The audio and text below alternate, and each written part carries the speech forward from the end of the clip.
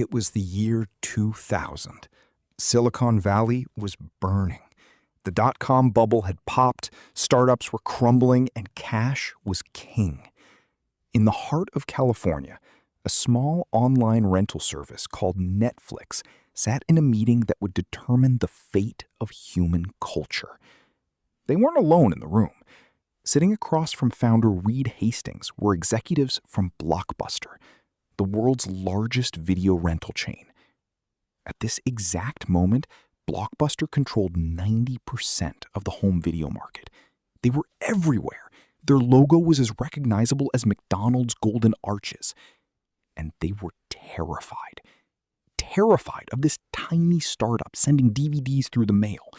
Terrified of a guy who promised to remove late fees entirely. Terrified of the future. So, Blockbuster made an offer. $50 million. In cash. Think about what $50 million buys you today. Or rather, think about what it bought a guy in 2000. It could have secured his retirement. It could have paid off every debt. It could have launched 5 more companies before coffee got cold. Reed Hastings looked at the contract. He knew he could walk out of that room a wealthy man. He could tell his family, "I did it. We survived the bubble and we sold." But he didn't sign. He turned it down. Not because he wanted fame, not because he was arrogant, but because he believed something radical was coming. Something that couldn't be built if someone else owned it. That decision cost him sleep for the next 3 years. It nearly bankrupted his friends. It led to moments of absolute terror inside boardrooms, where investors screamed at him to quit. But if he had signed, if he had taken the check, then there is no House of Cards, no Stranger Things, no Disney Plus streaming wars, no binge-watching culture. Because you don't build an empire on a paycheck. You build it on a vision so stubborn, it looks like stupidity. And the reason he made that choice starts with a car ride, a late-night craving, and a single angry envelope delivered to his front door. Before there was a streaming empire, there was just a broken model, a system designed not to serve customers, but to punish them. And Reed Hastings hated it. So much, in fact, that he was willing to bet his entire life savings to fix a problem nobody else cared about. To understand Netflix, you have to go back to a rainy Tuesday night in September 1997. Reed Hastings is driving home from the gym. He's a software engineer at heart, obsessed with efficiency. He stops at a local video store because he wants to rent a movie. He finds nothing he wants. He goes the next day. Nothing. By the 3rd visit, he walks in frustrated. He finally finds a copy of Apollo 13. He rents it, he watches it, he loves it. But here is the killer. He returns it 2 days late. $40 in late fees. $40 in 1997 wasn't just dinner money. It was a week of groceries. And all he did was watch a movie. Hastings stopped his car in the driveway. He looked at the bill, and he realized something profound. Why do we hate renting movies? It wasn't the price of the rental. It was the stress, the anxiety of deadlines, the drive to the store in the rain, the feeling of being punished for enjoying something. The video store business model wasn't selling entertainment. It was selling guilt. Every other player in the industry relied on these fees. Late fees accounted for a massive chunk of revenue for chains like Blockbuster. If you removed them, the math broke. But Hastings saw where the future was going. The internet was growing. Logistics were improving. What if you could get rid of the deadline?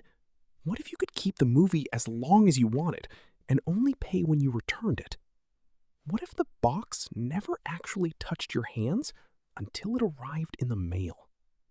He partnered with Mark Randolph, a writer and consultant he'd met previously. Together, they drafted a business plan. No due dates, no late fees, unlimited rentals. they named the company Netflix. Net for internet, flick for movie. They launched in April 1998. The first month, they sold 8 subscriptions. 8. But within a year, they realized something terrifying.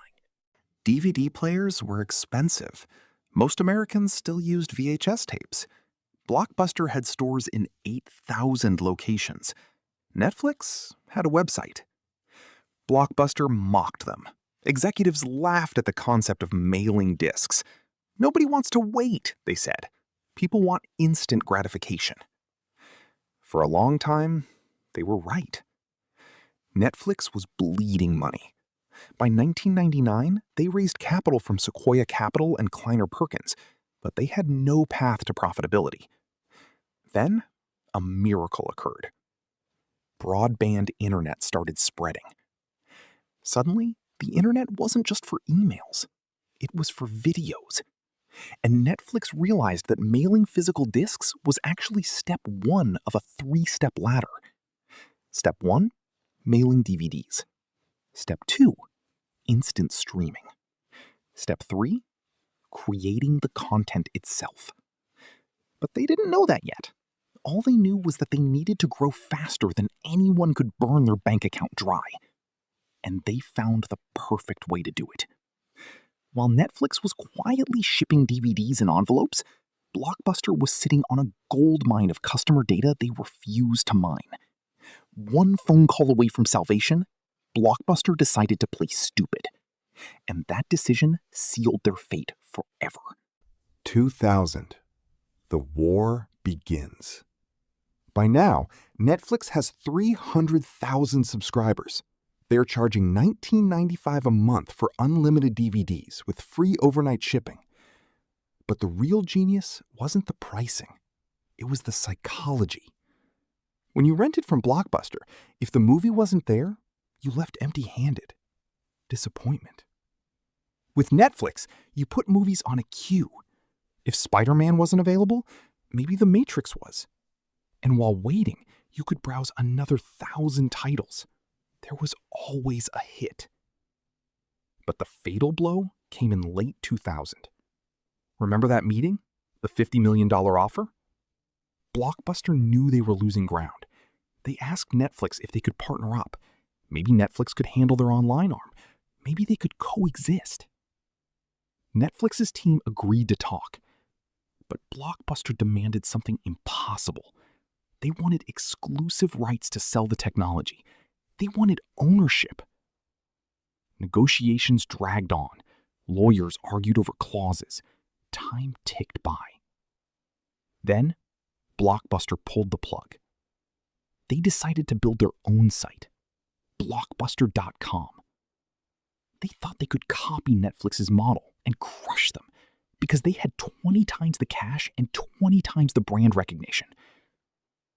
And that was the mistake. You cannot clone a company's soul. You cannot copy culture. Blockbuster kept the late fees. They treated the internet site like an afterthought. Meanwhile, Netflix was obsessed with data. If you watched a sci-fi movie, they showed you more sci-fi. If you returned a movie fast, they assumed you liked it.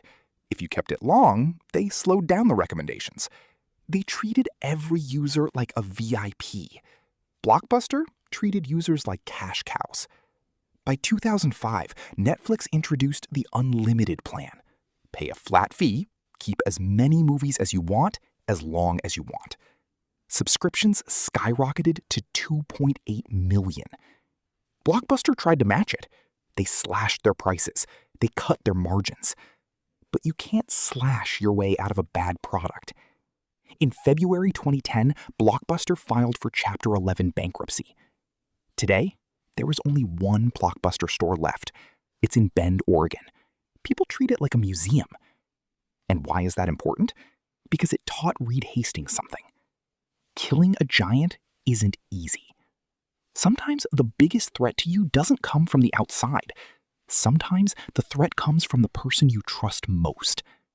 And soon, Reed Hastings would meet the enemy hiding inside his own building. It seemed like a victory parade. But deep down in the server rooms of Los Gatos, engineers were whispering. The DVD model was dying. The future was streaming. And Reed Hastings was about to make the worst move in company history. December 2011. Netflix stock hits an all-time high of $329. Investors are cheering. Analysts call them the future of media. Then, in a single email, Reed Hastings kills his own company. He announced the Qwikster initiative. Here's the plan. They were splitting the company. DVD rentals would be separated from streaming. They would be two different websites. And the DVD plan would increase in price by 60%. Reed thought this was strategic genius. He wanted to push everyone towards streaming faster. Instead, he gave customers an ultimatum. Use our slower service or pay double for the good stuff. The response was nuclear. Customers flooded Twitter. They flooded Reddit.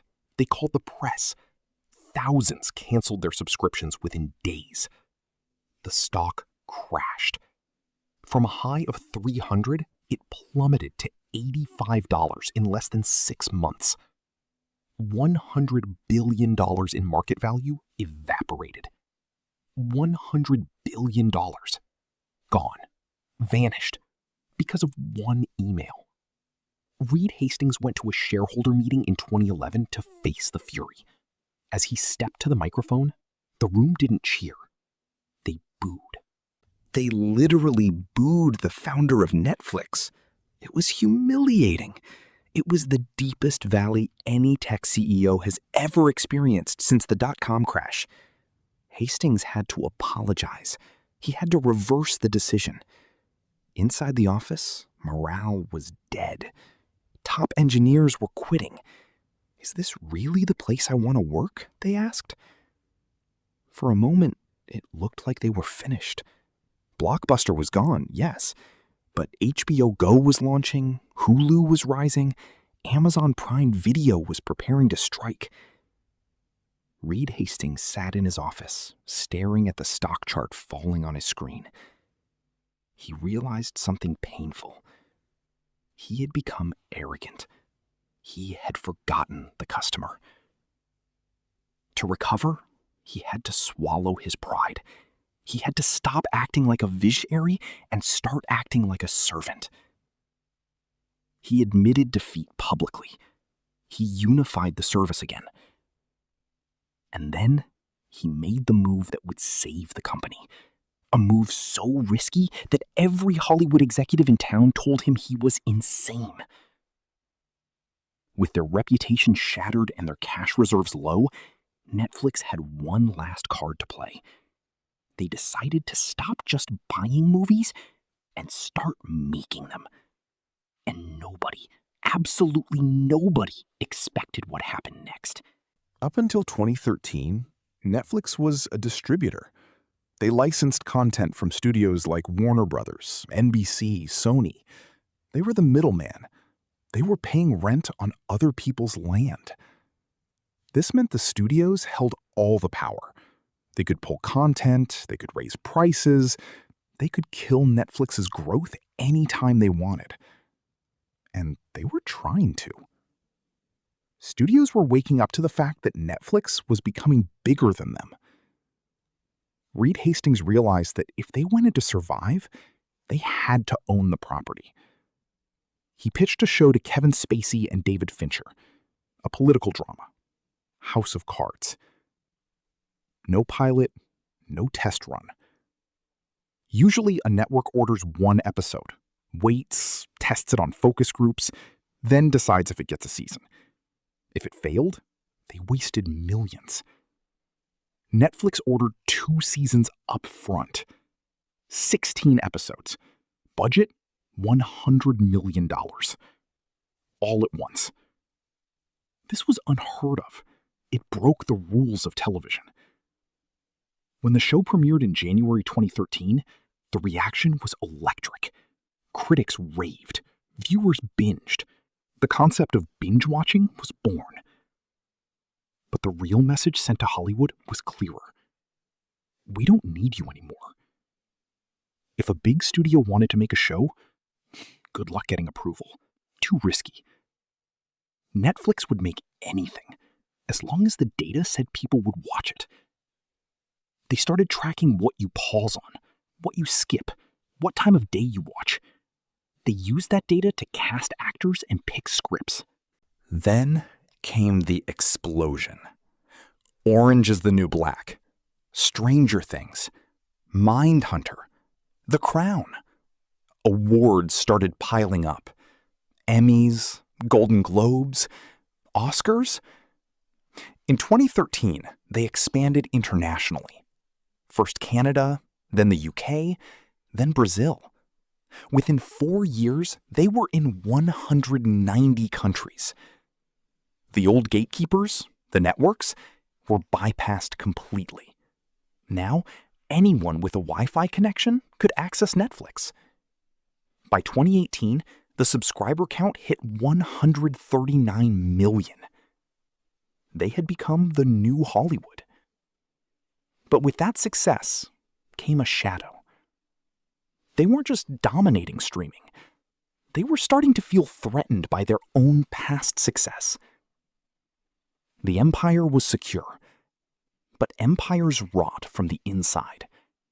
While Netflix was conquering the world, a new army of competitors was forming, and they had one weapon that Netflix couldn't ignore: money. It's 2020. The pandemic hits. Everyone is stuck at home. Netflix becomes the safest place on Earth. Subscriber numbers explode. They add 30 million users in a single quarter. They look invincible. But the wolves were circling. Disney spent $60 billion to buy Fox. They brought Marvel, Star Wars, Pixar, and National Geographic together. They launched Disney+. Apple paid billions for exclusive deals. Amazon Prime Video became a utility bundled with shopping. The market was flooding. Suddenly, instead of one app, families were signing up for 6. The costs stacked up. People started canceling. Churn rates climbed. Netflix had lost the secret sauce. The novelty of streaming was gone. Everyone was doing it. Reed Hastings retired as CEO, handing the torch to Ted Sarandos. The new leadership faced a brutal truth. Growth was slowing. They couldn't keep adding subscribers if the whole world already had them. So they made a choice that made millions of people angry. They cracked down on password sharing. If you lived outside the household, you had to pay extra. Stock analysts screamed that this would cause a mass exodus. The public raged on Twitter. Did they lose customers? Some. Did they lose money? No. Revenue hit record highs. The crackdown alone added billions to their top line. But there was a deeper anxiety creeping into the headquarters. The algorithm that made them great was now working against them. People felt trapped in a loop of similar content. Critics accused Netflix of homogenizing culture. More importantly, a silent killer was lurking in the tech stack: artificial intelligence. Now, the biggest challenge isn't content, it's creation. And Netflix is betting the future of storytelling itself on machines. Are we entering the age of AI entertainment? And what happens when a robot writes the next Stranger Things? As of today, Netflix operates in 190 markets, serves over 260 million subscribers, and generates $33 billion in annual revenue. They have spent over $17 billion on content in the last 2 years alone. But they are changing. They aren't just a movie company anymore. They are moving into games, into live events, into reality competitions. They are acquiring game studios. They are hiring talent from the metaverse. But the most significant shift is invisible. They are using AI to write scripts, to edit films, to dub movies into languages perfectly synchronized with lip movements. Imagine a film produced in English that speaks perfect Japanese, Korean, and Hindi simultaneously. Not translated, acted, with localized cultural nuances. This is coming, and Netflix is leading the charge. But this brings us back to the question we asked in the beginning. When you disrupt an industry, you create chaos. Reed Hastings disrupted Blockbuster. Now, he faces the chaos of artificial intelligence. Will AI replace the artists? Will the magic of cinema vanish? Or will it open a new frontier where stories are limited only by imagination, not budget? Netflix survives because they adapt. They killed their own DVD business to save themselves. They fired their CEO to reset the culture. They fought the studios to own their destiny. The lesson? Survival is not static. It requires constant death and rebirth. Reed Hastings once said, "If I'm wrong, please tell me quickly." That humility is what saved them twice, and that's why they are still standing. So, what's next for the streaming giant? Will they merge with Disney? Will they buy a studio? Or will they disappear into the cloud, becoming just part of a utility you don't even see? One thing is certain. The revolution hasn't ended. It's just moved to the next machine. And speaking of machines, from a late fee to a $1 trillion valuation, Netflix didn't just change how we watch movies. They changed the rhythm of our lives. But there is another story of innovation. Another story of a man who was told his dream was impossible. A man who burned billions, who lost his wealth, and who almost took a car company to the brink of extinction before launching humanity into the electric age. Next week on Global Entrepreneurs Archives, we dive deep into the saga of Tesla. How Elon Musk gambled his last dollar, why Wall Street shorted him to death, and the moment a factory fire almost destroyed everything. Hit subscribe, turn on notifications. Don't miss the most dangerous race in automotive history. Until then, keep searching, keep watching, keep building. Thank you for watching Global Entrepreneurs Archives. Your support means everything. Leave a comment below. What was your favorite Netflix show growing up? Was it Stranger Things, Friends, or something else? I read every single one. Until next time, stay safe.